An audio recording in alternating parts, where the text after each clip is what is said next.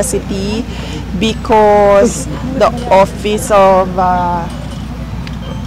the Vice President planted the target of 1 million trees in 3 years instead of 6 years. No? Yung target namin dapat matapos siya by end term sa 2028 pero natapos namin siya sa loob ng 3 taon ang 1 milyong puno. At masaya din kami dahil sumali ang local government unit of Zamboanga City at ang mga taga Zamboanga City, ang mga naninirahan dito, na magtanim ng 3,000 puno ngayong araw na ito. Now that you were able to achieve your 100 million trees per goal po, 1 million rather, sorry VP. What's next po VP? Tutuloy kami ma'am. Tutuloy kami sa pagtatanim, hindi kami titigil sa 1 milyon. Gusto namin sana umabot kami ng 2 million by 2028.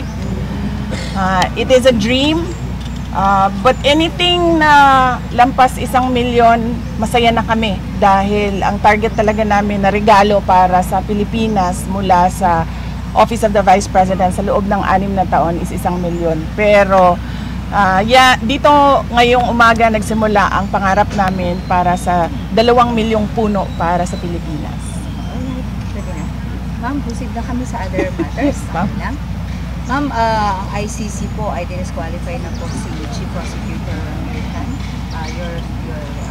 Yes, oo. Hindi ko po nababasa ang papel kung ano yung laman ng desisyon ng diskwalifikasyon.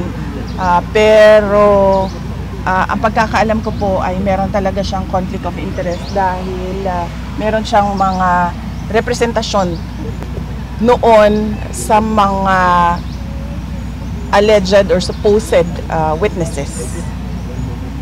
Pero you think, ma'am, it's better now for the defense team now that he's out?